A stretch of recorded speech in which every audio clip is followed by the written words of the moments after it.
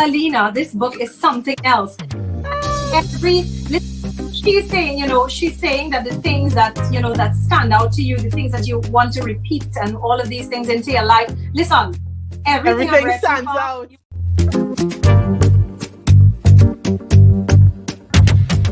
So I break it down into portions that I can manage.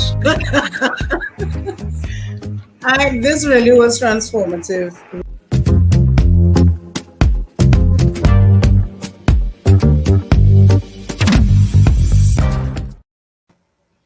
Good evening and welcome, Achievers. That's my new name for you now, right? Welcome, Achievers, to this evening's discussion. We have the collaboration continuing because Launchpad Consultancy, hooking up with VisionWorks Solutions, are bringing to you Book Club Conversations Series 6. And in this series, entrepreneurs and professionals are reading the book The Uncommon Achiever, as written by Murdock. My name is Alina Lewis. I'm an author, business coach, and education consultant. Super excited to continue to host the Series 6 series. And joining me for this evening's discussion is Michelle Ellis, owners of Matty's Resort Inn in Mayaro. So, Michelle, hello. You're finally in with us. Good Yes, thank evening. you. Thank you for How having have me. you been keeping? I have been keeping well. Thank God. I am so happy to hear that. Thank you. So we're back with Mike Murdock. You joined us last year when we talked about the uncommon dream, and we are back chatting about Mike Murdock again because I just love the structure of his book. I love the way he presents information, and this time around we're discussing details from his book, The Uncommon Achiever. And I always start off, Michelle, every evening asking the question, what was your big takeaway? So tell me, what was your big takeaway as you look at his writings in chapter 6, where he shared with the topic title, Never Make an Important Decision When You Are Tired? Thank you for having me, Alina. Yes, of I would course. say that my big takeaway was the summary line at the end where he said, never, emphatically, never make a decision unless you are strengthened mentally and you are alert spiritually, right? And that's how I received it in my spirit. So your physical and your spiritual, your emotional will all have to be in alignment before you make any kind of decision. I'm listening to you, Michelle, and I'm imagining the person who this is not their path. This is the first time they're really thinking about it in this way because they're listening to the convo, or they may not have read the book. I want to ask you, when you share about never making a decision unless you are strengthened spiritually, could you break that down and explain in a real life, everyday perspective? How does that work for you so that someone can learn from your story? Well, in a very practical way, I was thinking as you were asking the question. Let me put it this way: if you're going to, I like interior decorating, and in my business, right, every week or month or so, I try to make sure that the rooms, are ready for guests, and every time they come in, there's a different look or a different um, flavor. Let me put it that way, in terms of the decorating, in terms of what the experience would be. And if I am very tired when I'm supervising that move or that change, right, it impacts how I feel guests would be able to receive. So if I'm physically tired, it just looks boring. The colors don't blend. And if I'm also dealing with a client, and I have to respond, maybe they send a very long email, and I'm not connected to that person. I'm not making that connection spiritually. I don't feel within myself because I'm tired, right? There's no energy to respond in a way that is um, kind, so sometimes I have to backspace. And because if I use a word, I may use maybe an expression, or I may use a punctuation mark that might suggest anger, or it might suggest irritation. So I have to be calm, and I have to align myself before I respond. Particularly when you're dealing with things like people may be wanting a refund, or they want to know why you're not offering one service over another, right? You have to, I remember Joyce Meyer saying that she never really, and Rhonda Burns both saying that they never really treat with big issues like responding to emails and stuff unless they're calm and relaxed. And there's a reason for that, because you may find yourself saying something to hurt another person or push your customers away, you see. And in this age of screenshot and Facebook Live and that kind of thing, you really don't want to become a meme, out there in John Public. So I have learned, when I look at correspondences that I have to, emails I have to respond to, or messages on Messenger. Also, I would take my time, I would take a deep breath, try to understand what the person is asking. Um, and so when I'm calm in my spirit, when I'm well rested, I will get up because I feel inspired, and then I would do it. Same thing for the physical layout of moving around the room and putting everything together, because then I can pull all the dynamics together. If it's children coming in, what would they like? What they will they, if they touch something, will they injure themselves? I can think more broadly in that regard. So it's best, to be rested and then tackle those individual things. And I hope that has helped in terms of giving a little practical example to your question. Definitely. Yes. Because I know that a lot of times when people think about the effects of tiredness, we usually think of just maybe being in a bad mood, or maybe being a bit short tempered. And I really love that you, in your explanation, took time to connect tiredness to the quality of work you're able to produce, because a lot of people don't think about it like that. Like, when I'm tired, I'm really not able to give my best. And even in the reading, Mike Murdock, he shared a bit in terms of detail about what really happens when we're tired. Oh, yes. And he was sharing, and I want to say reminded, but I'm imagining for many people reading the book, it mightn't even be a reminder, it might be new information, because we really never thought about it like that.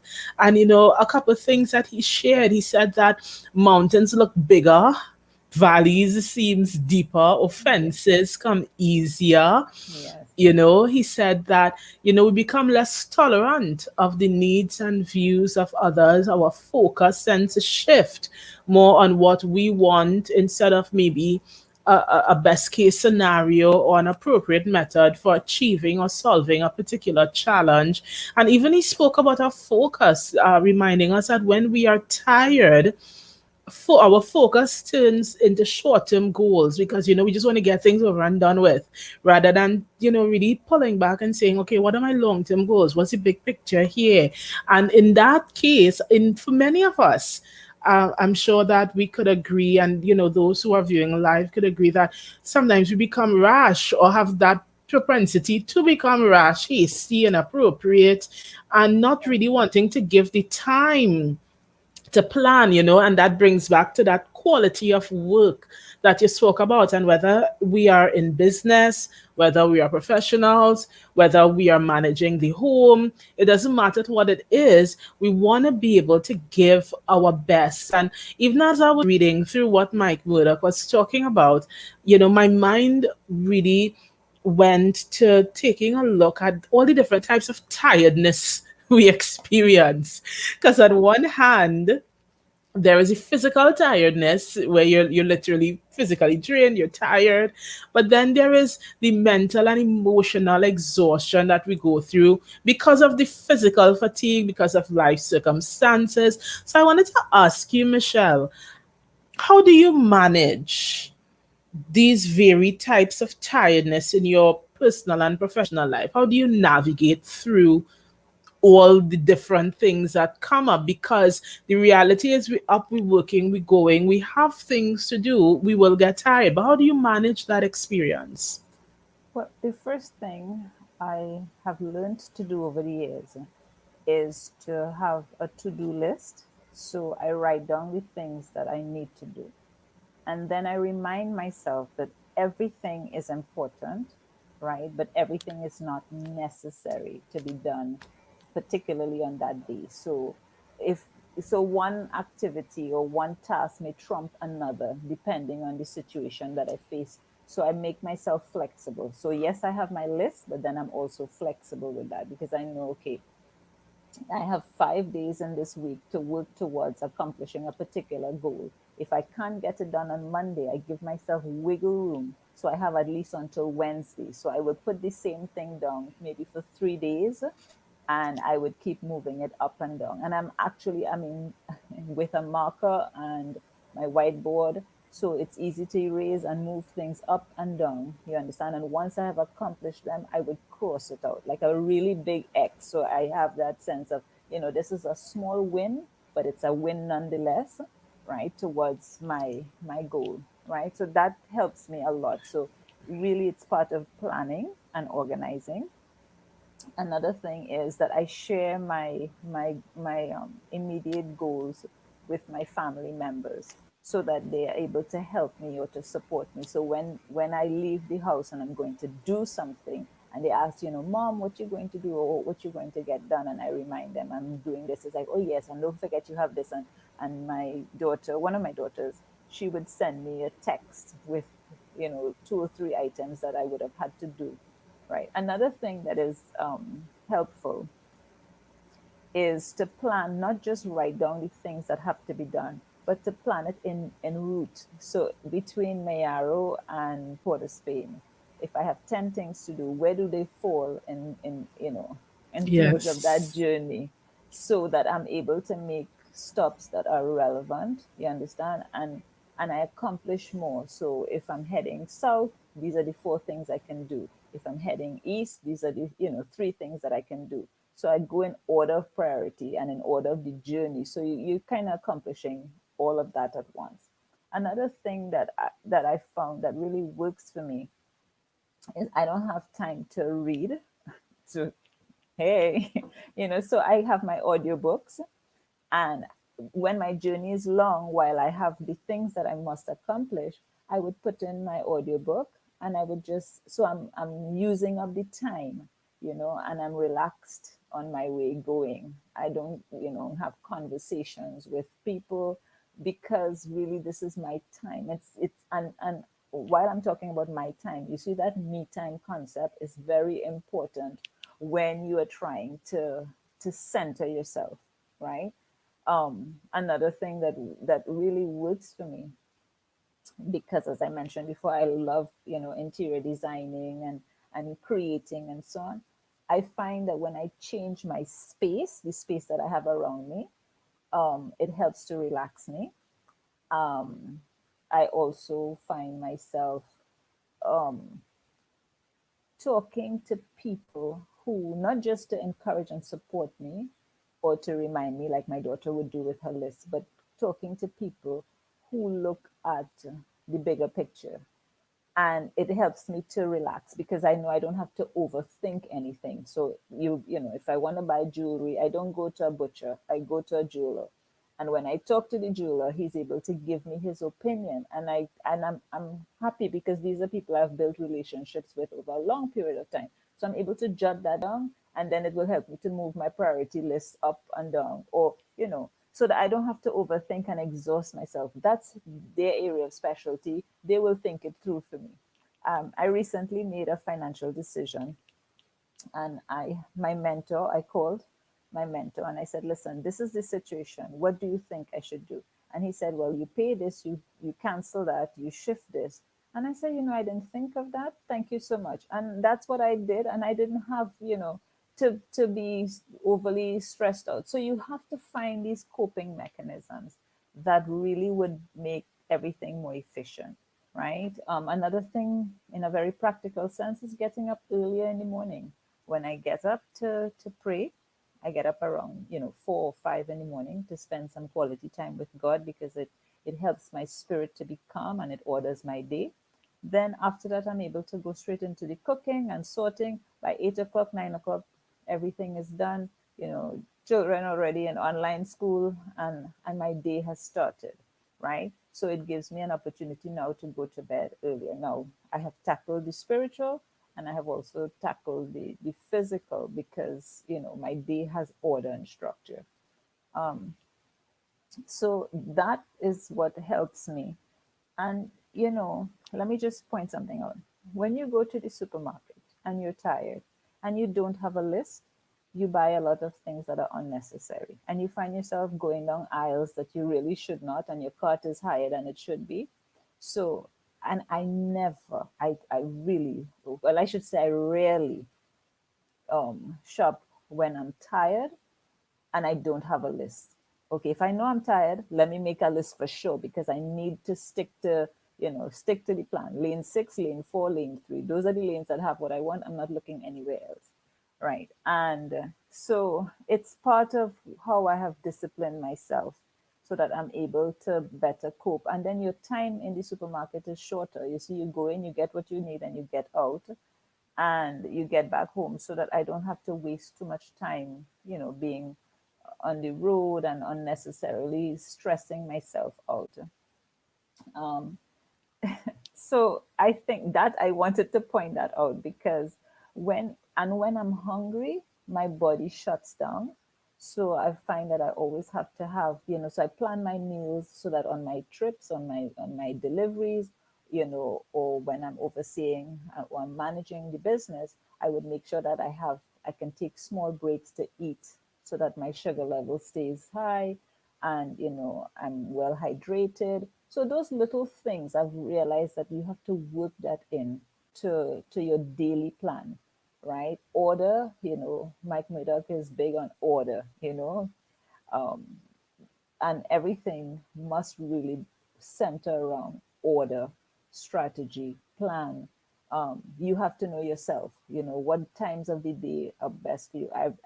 Because I'm getting older, I realized that I nap quite well. My power naps are between 2 and 4 o'clock. I am, those are necessary times for me. So I try not to be on the road those times, because I'm more irritated, and I need to rest. So if I could just close my eyes for 5-10 minutes, I'm good again to go. So you learn about yourself. When is the time that you're most productive? When is the time that your body needs the most amount of rest? If you plan your meals, you write down exactly what you need to buy. And when you find that your finances are lining up, because that's a part that you could become financially exhausted, just trying to juggle and balance and juggle and balance. And when you have put order in that, by reducing expenditure, and so on, by curbing, reducing, you find that you are more at peace. So you look for the things that are stressors in your life, and you eliminate them.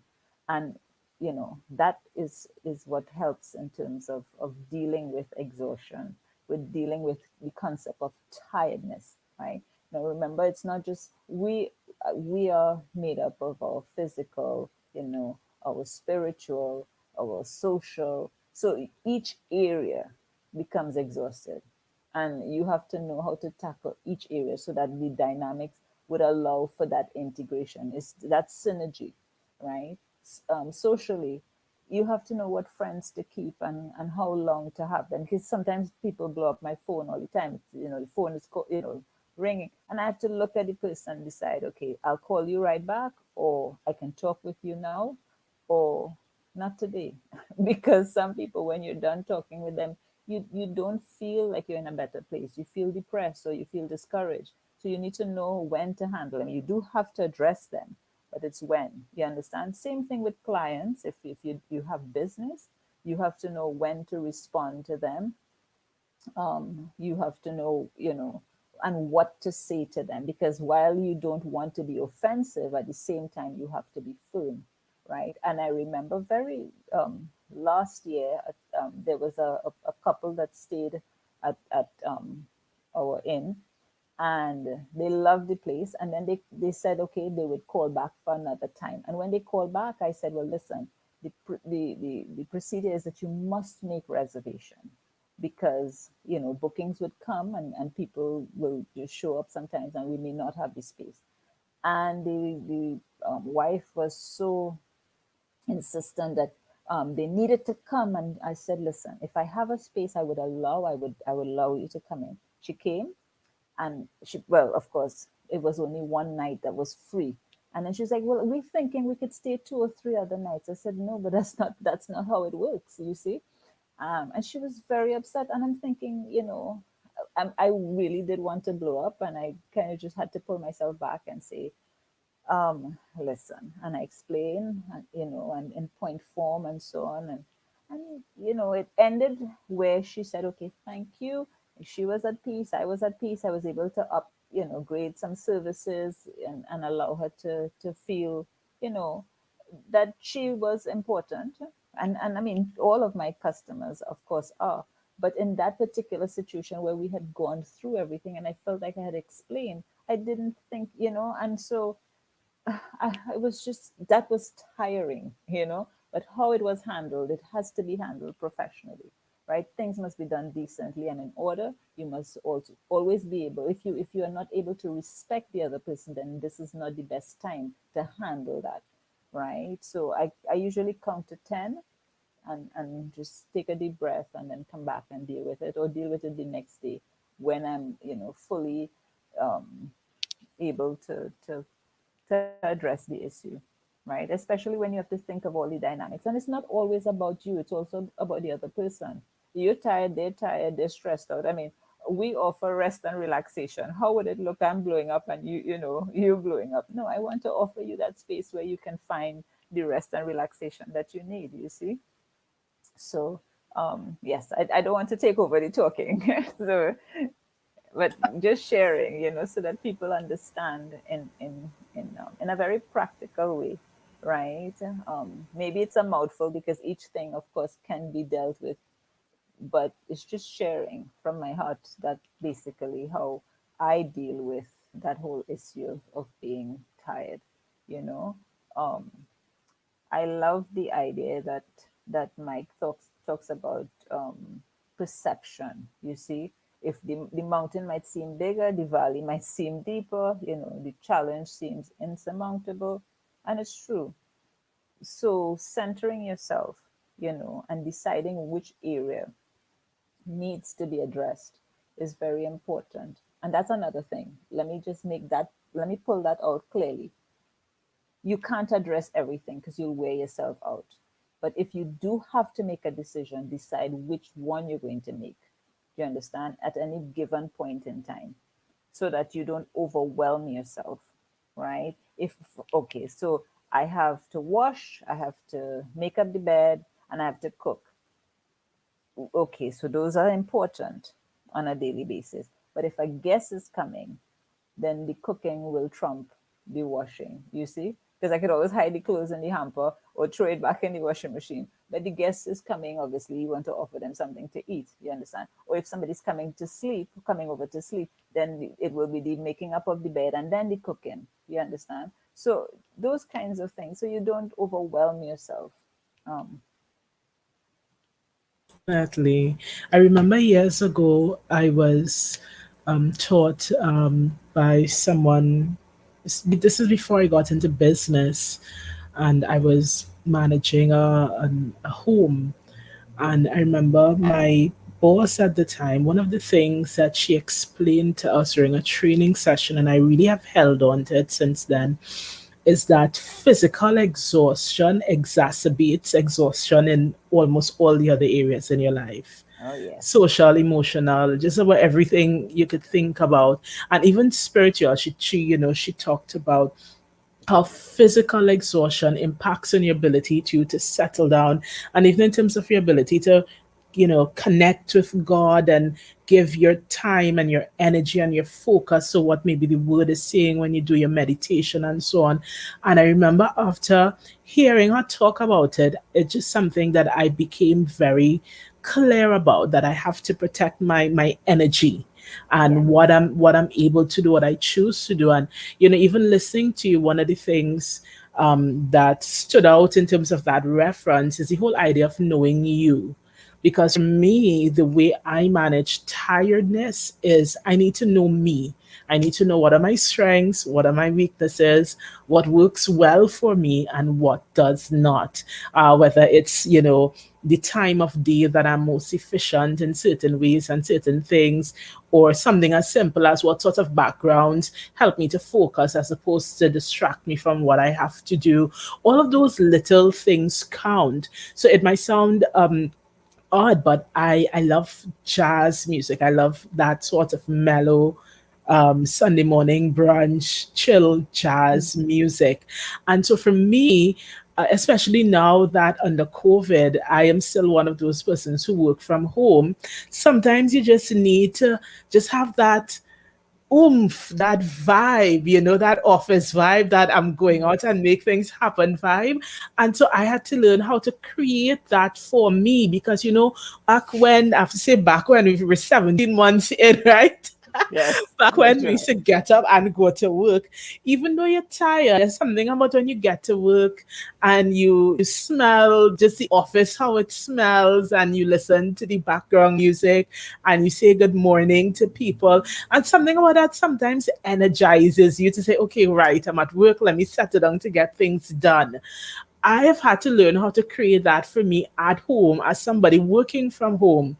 So when I'm having those moments where I know I'm about to have a long day, I know my energy levels are going to fluctuate. One of the ways I manage my tiredness is by creating or recreating atmospheres that give me a boost of energy.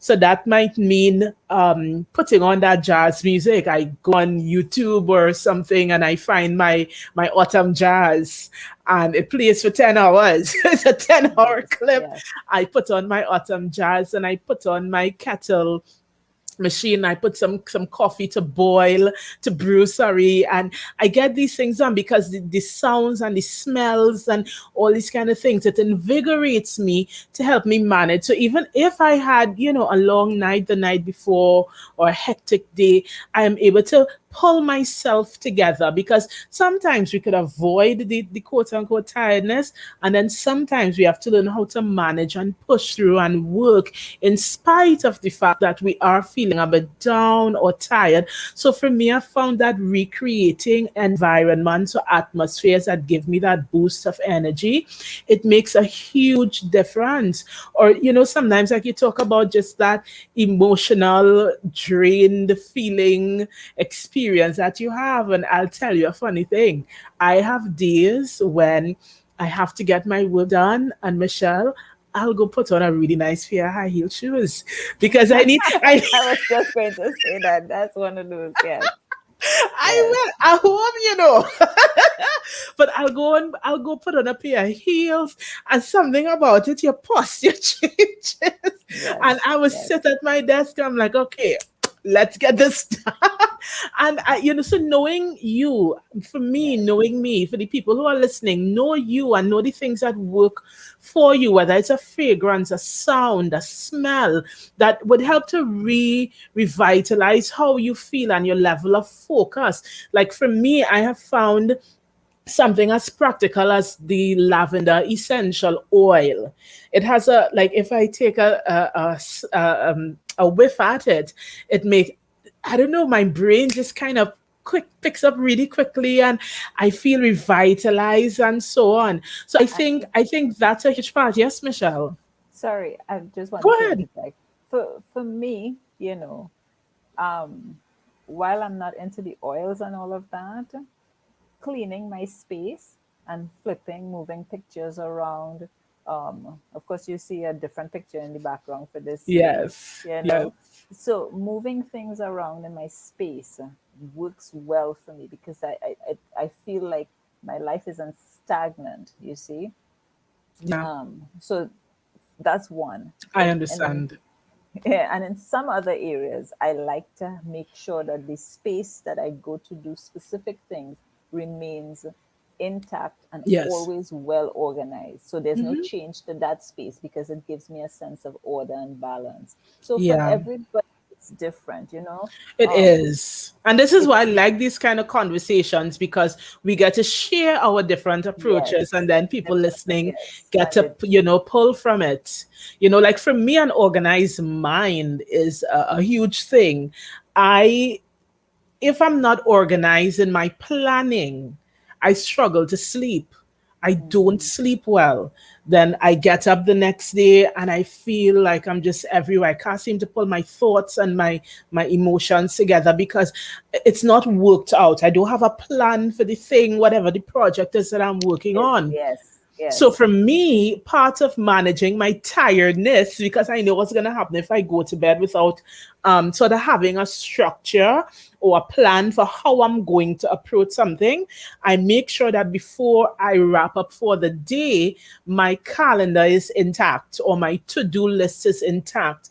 And whether it's a physical book, because there are some things I still do enjoy writing in a physical book as they come to my thoughts, and I update and I, make my notes. And then I have my digital calendar that I'm looking at to give me those reminders. Because I find that when I create entries on my calendar and I know that my phone or my email is gonna go off saying, hey, you have to do this, and I put the reminder at a certain time, then it's okay, that's one less thing to think about. I could move on. So the weight of the responsibility of what I have to do, whether personal or professional, just having that, knowing that I have that reminder system in place, knowing that my planner is here, literally my planner is here, and I'm able to look at it and say, okay, I know what I have coming up tomorrow. I know how to balance my day.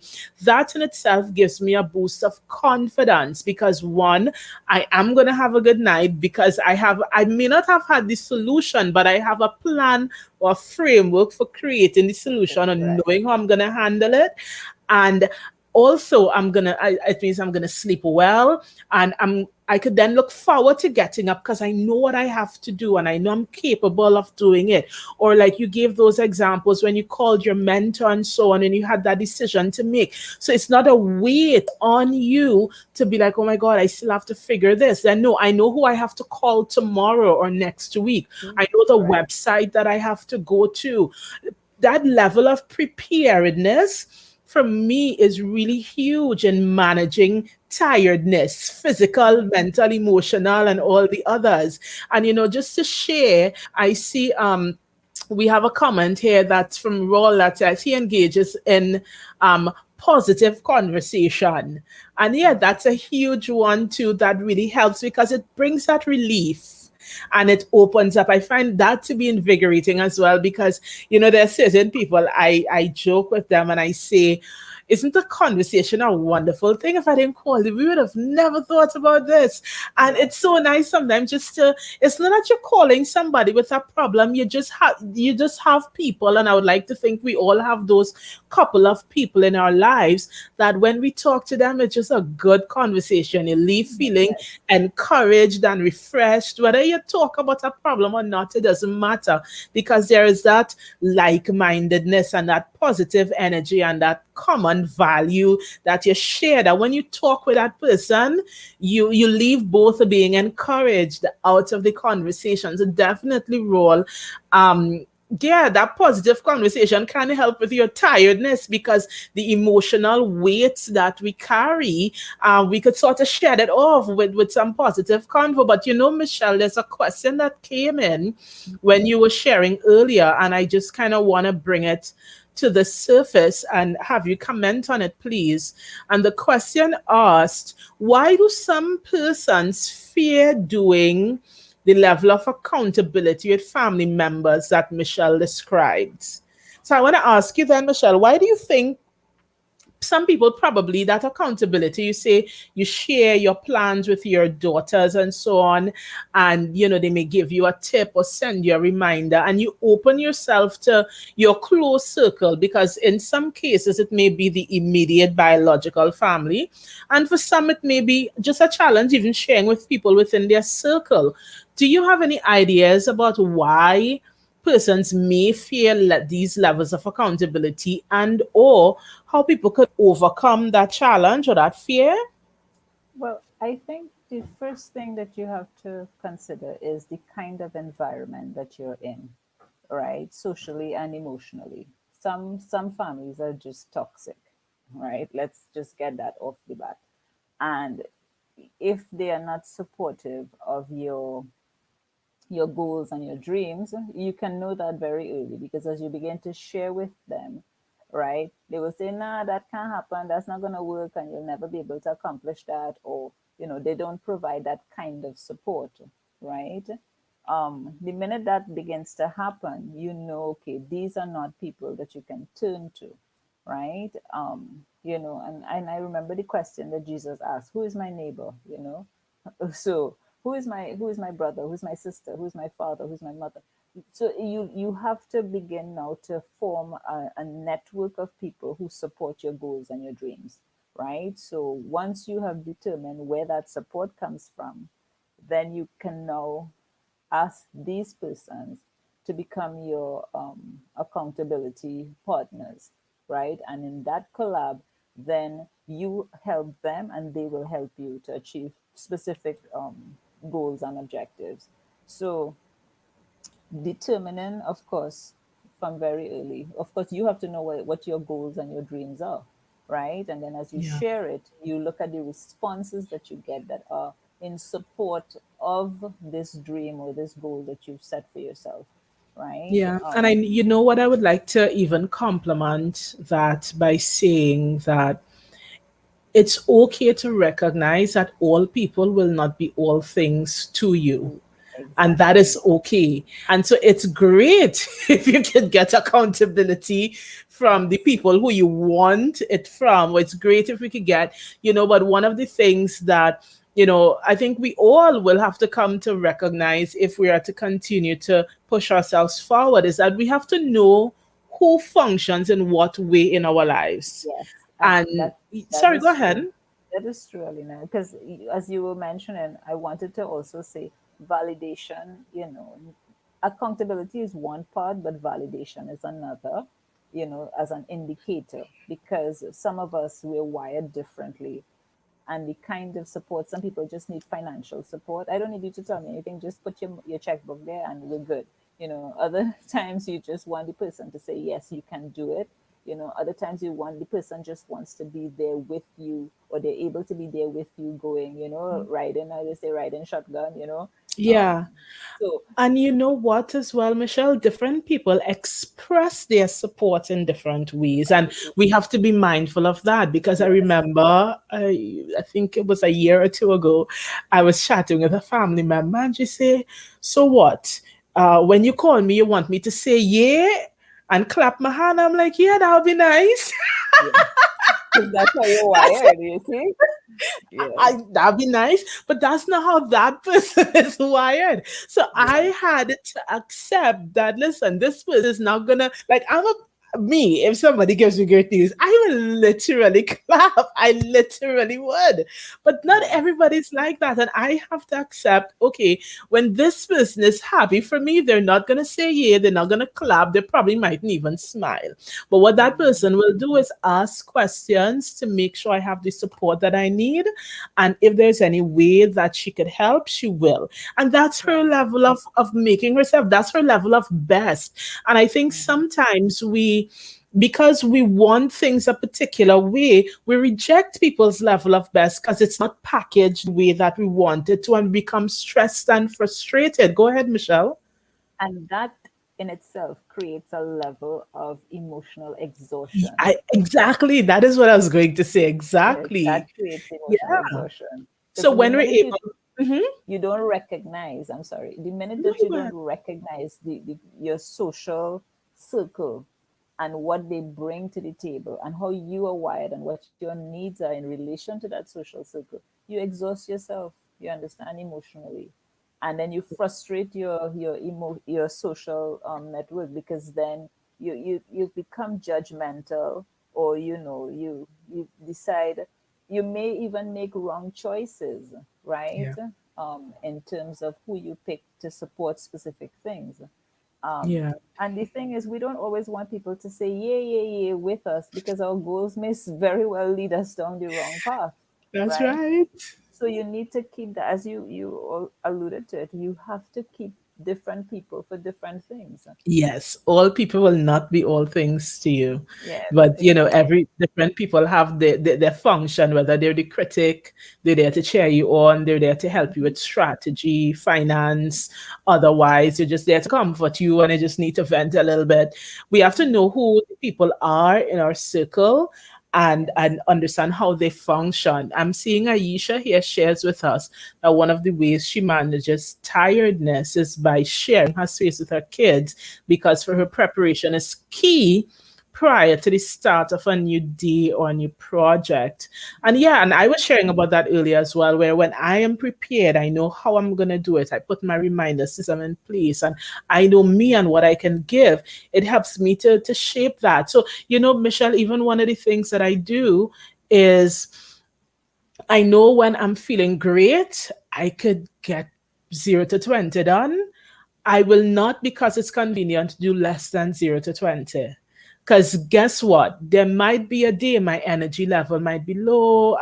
There might be an emergency that day. I may not be feeling well, and I might only be able to do 0 to 5. But if all the other days I was putting in the work at capacity, and I was being ahead, and having being prepared, not just prepared to do the quarter for the next day, but I'm just prepared in terms of getting the work done and making sure I have everything organized. Then even on the days when my energy level is a bit lower, my workspace doesn't become dysfunctional, my business doors can still open, my home isn't falling apart. And so I think that is something that is important as well. Don't practice giving bare minimum. And I think a lot of people do it. We just want to give bare minimum, because why should I give more effort when I could just watch TV? I'll do that tomorrow.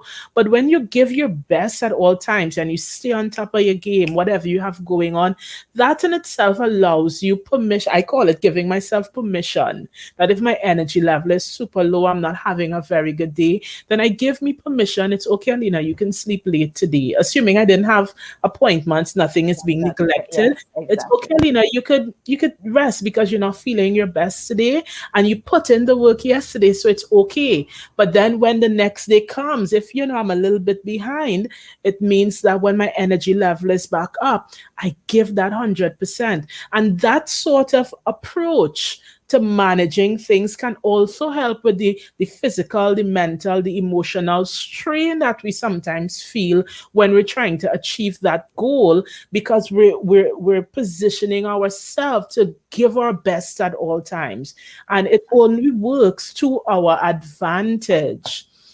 And I just And want to share as well to Michelle, if you can, Paula, we have Paula in with us. She was sharing that like-mindedness is important. I think yes, choosing who you have your conversations with when you're tired is key. And yes, yes, we definitely, have to. Paula, We've definitely definitely. been. Yes, Yeah, and she was saying as well, managing your expectations also important. Definitely. You were going to share, Michelle?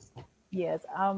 I think to having a definite system in place, for example, bedtime. We give our kids bedtime, but we should also give ourselves bedtime, and maybe with a cup of tea, because now everybody's working from home, so you're on Yeah. your device, you're doing your research, you're doing your presentations, and so you spend a lot of time in front of this device, and you're there, and you're typing away, you're researching, and your mind doesn't have a chance to rest, you see, and that is critical. So a nice cup of soursop tea, in the night, so that you sleep better, and making that rest time sacred, to respect the body, is important, right? I mean, you had talked earlier about your oils and that kind of thing, and really it is important, because you see, when you take care of your physical cage, right, your body temple, once you respect it, and you set your boundaries and so on, in terms of how you would care, because some people spend, they shower like 3 minutes, but they spend an hour in front of the television. No, I can't understand, why would you, you know spend an hour, 2 hours, or 3 hours in front of television, and your shower is 2 minutes, when that is a place that you just you love yourself. You shower, you relax, and then you come out. You change, and then you can face your day. So there are a number of things I think sometimes that lead to us being exhausted. We sit in front of the TV, just numb. We don't even know what we're watching. Some people ask them, well, what is going on? They don't know. They're watching 3 and 4 channels at the same time. So we have to respect our minds. We have to set boundaries. We have to respect our physical space. We have to eat properly. We have to rest on time and for as necessary. Some of the research suggests that adults actually need to sleep 8 to 10 hours. Of course, it's not always possible, but if you could get the bare minimum of 6, that's necessary. you know Yeah. um, Hmm. so I those just are want to share things. one more comment. Mhm. We have Simone took a moment to share with us that she says, I know my peak times are first thing in the morning. So I decide before the day starts what are the items requiring focused attention and lead off Mhm. with that. This Yes. helps the rest of the day to flow better. And I think this connects as well with what I was sharing about that preparation and planning even from the day before. So you're very clear. And you know what I would say, even as I know we're winding down, don't be afraid to plan for more than a day at a time. you know Recently I was planning, like literally putting on my calendar something that's going to come up a year and a half from now, because it's like, okay, this is coming. I want to remember to plan for it. So I started putting in the event in my calendar and putting in the reminders 6 months before, 8 months before in my calendar. I don't have to get a headache over it. And it's great when we can plan the night before for the next day. But even for milestones and larger projects, don't be afraid to set up your calendar for next week or for next month, because the less you have to carry in terms of just the weight of having to remember all of these details, and you're going to have your reminders. You understand what lead times you need. I need to get to this a week before, 2 weeks before, 2 days before. It helps us well in having that confidence and having your project, your business, your idea to flow better. So even as we close off, Michelle, what final thoughts um, would you like to leave with those who are viewing and will view this uh, chapter 6 stream? Well, I would definitely want to quote Dr. Mike Murdock when he says, never make important decisions unless you are strengthened, mentally alert, and spiritually perceptive. And that should really be like a man. It should become a mantra that we have to kind of sing, you see, because it's important for us to respect and to know ourselves, right? Um, in the context of everything else, everything is seems to be urgent, but we need to pull back. And I think this COVID has actually, this season of COVID has taught us exactly what is priority and what is necessary, what is not necessary, right? And we've learned to shed a lot of weight, right? I mean, there's no rush, no traffic, no, so many things.